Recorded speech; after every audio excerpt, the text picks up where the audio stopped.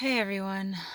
So, I've had a lot going on in my mind in the last 24 hours. I feel like all day I'm pretty busy doing what needs to be done. And then at night, a lot of things hit of the reality that we live in. Yesterday, it was told all over the world that Israel attacked the hospital in Gaza, and everybody made a big deal about it. In the end of the day, everybody found out it was fake and that Gaza, the Hamas, actually fired a rocket and it failed and it hit the hospital. And it's amazing how the world doesn't condemn anything. Not that I'm surprised, but whoever just doesn't see what's going on, I don't know how to wake you up. It's like a freaking miracle happened yesterday in so many ways that I'm not even going to get into because it's so obvious. And the fact that people are still trying to find ways to blame the Jews and take the side of terrorists, it's mind-boggling. I mean, everybody that feels bad for people that live in Gaza, please remind them that the mothers there educate their children from the youngest age possible to become plain out murderers. That's what they think is holy. That's what they think is the highest thing that their child could be, is just a plain out murderer. When they find out that us Jews were murdered, whether it be one or more, they give out candies and treats in the road, and everybody's smiling and playing music and dances, and that's a big deal. So to come and say that these refugees are these poor creatures, it's wrong. They're not. Their ideals are just to be evil. And I feel like we're at this stage in life, in the world, that is divided into two sides. You have evil, which is mothers that just want their children to be shihadim, to be murderers, to go and blow themselves up or attack Jews knowing that they're not going to come back. And that's praised and holy. And then you have the other side, which is the Jewish side, where we think life is the most holy thing and you do everything possible to keep one life alive. We all know Gilad Shalit, how many terrorists we gave back to bring one Jew home. I can go on and on about examples about how Jews just prove that life is the most amazing, holy thing. And we're in a place that all over the world, this evil is coming and creeping up out of all these places. And honestly, anybody watching this that's not in Israel, I'm terrified for you. I know you're probably scared for me. I'm scared you're not seeing it. You're not seeing how Muslims and Arabs and anybody that's taking sides with Hamas right now, there's so many of them and they're all over. And they don't have any conscience. All they need is some green light and they're going to attack. And there's not going to be anybody to save you. Who's going to save you? The police? The army? Who's coming to save you if you need help? I know where I live. If chas v'shalom, if God forbid I need help, I know that I have everybody around me on my side fighting for me. Whether it be security, whether it be my neighbors, whether it be my neighbors down the block, whether it be strangers I don't know in the street. But everybody here is on my side, and they care just as much as I would care for them. And I really worry about anybody outside of Israel right now that thinks, oh, it's in Israel, we don't have to worry. Oh, things will calm down. That's not the feeling that we're getting here, at least not I'm feeling. So I don't know if anybody will actually take anything I say seriously. I'm just a mother. I'm just an Israeli citizen. I'm just somebody who's living life the way that I'm living life. But don't say afterwards that God did not tell you to come home. Don't say afterwards that Hashem didn't show you the signs, that you're in danger. Don't show him that he's protecting Israel. Wow, how many stories. It's horrible what happened. Absolutely. Horrible doesn't even come close. It's horrific what happened. But the amount of miracles of what they were planning and what happened, the amount of missiles and attacks that they've been trying to do in the last 10 days, and the numbers of how many missiles, nothing hit anything, and everything went to open ground, or it hit something that nobody was around, then and there's so many. So I'm just sharing this for the sake of just doing a Kiddush Hashem, just to know that Hashem, I see your message.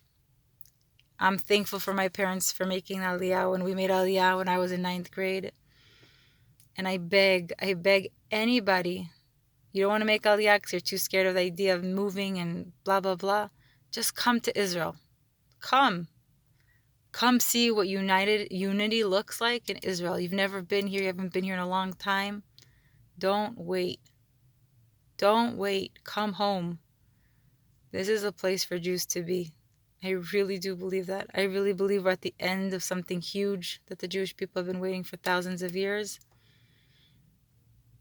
And I daven for all of you that are out there that aren't seeing the message, that your eyes should be opened and you should see that it's time to change ways and to make big decisions. Hashem sees every single decision that you make, and He looks to reward and He looks to give. Come home. That's all I could say is come home. This is the place to be. The evil is becoming so much louder and so much stronger. Don't wait. My grandparents were Holocaust survivors, and I say if they were to be alive right now, they would be screaming. Don't you see it? This is like, you just take the Holocaust of what was pre-Holocaust. It's the same exact thing. Starts out with shuls being attacked, then anti-Semitism here and anti-Semitism there, and this person being beat. I heard a story that in, I think, Brooklyn, there was somebody driving around the streets writing down the addresses of Jews that have a mezuzah on their door. How are you not terrified? How do you feel safe? How do you think that, oh, to you it won't happen? And even those Jews that aren't even wearing a kippah on their head and don't have a mezuzah on their door, don't think for a second they're not going to find out who you are. Hashem Yishmor. I'm sorry if this sounds totally overwhelming, negative and pessimistic and stuff, but this is reality. I mean, we're literally at war, but the Jewish people are at war. People are telling people in different parts of Europe to come to Israel and flee and get out as soon as you can. Anybody in America that has eyes should see that it's not any different there. Don't think that your neighbor won't get up against you when they have tons and tons of Muslims and Arabs.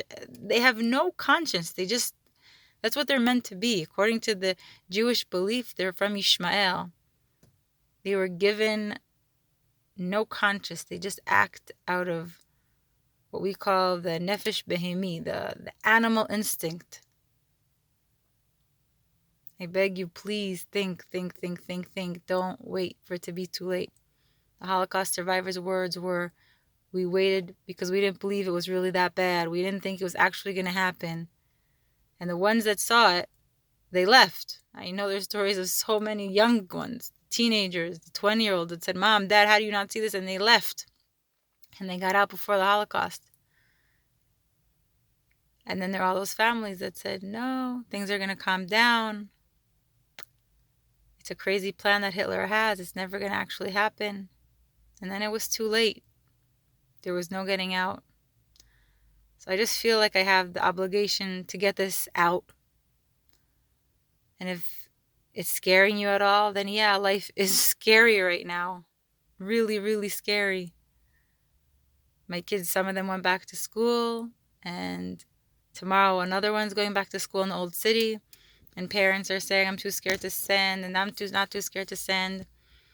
In my head, my kid's going to go learn Torah. That's the safest thing that he could do.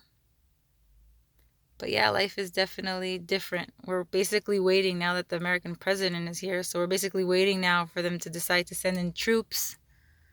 The Hezbollah and Lebanon, everybody's threatening to attack. And, oh, we're going to show you.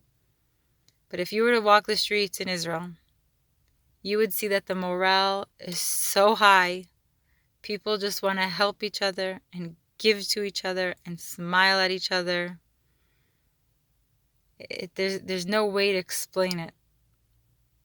They say Am Yisrael Chai. It means so much, those three words. We are alive. It's not just a heart beating, it's a neshama being alive. We're connecting in a way we've never connected. So if you're still listening and there's anything you want to ask, feel free to ask. If there's anything you want to say, feel free to share. And if coming home to Israel seems way, way beyond anything that you could even think of, then do one thing that you've never done before. One thing that you're going to do every day. A kind deed, making a bracha. Something that Hashem knows that you're getting the message, that He's talking to you, and that He cares what you do. Don't think that any act is too small. Anyway, I hope that I get good responses, that people can hear what I'm saying, because it's not stam. I'm not a third generation Holocaust survivor watching what's going on. I'm going to keep quiet. Not happening. My grandparents shared their Holocaust stories. We learned about it. Many of you have traveled to see what they've done. If you were to hear stories and seen the videos going on of what they did to us Jewish people last almost 2 weeks already ago on Shabbos, it's the same thing happening again. And this time we have to get it right. We have to really get it right. It's not to call out to the army, and it's not to call out to any human being. Only God can save us. And we have to believe that He wants to save us, and He's going to save us, but He wants us to ask. Just like a parent wants to give his child anything he wants. Wants to pay for his tuition, wants to give him a good car, help him with his rent, help him for his wedding, whatever it is. But a parent loves when a child turns to him and says, Dad, Mom, I could really use your help. I know you're the ones that could really help me right now. Okay, I could go on, but I think you get the message. Take care, and I hope to hear good news soon from everyone.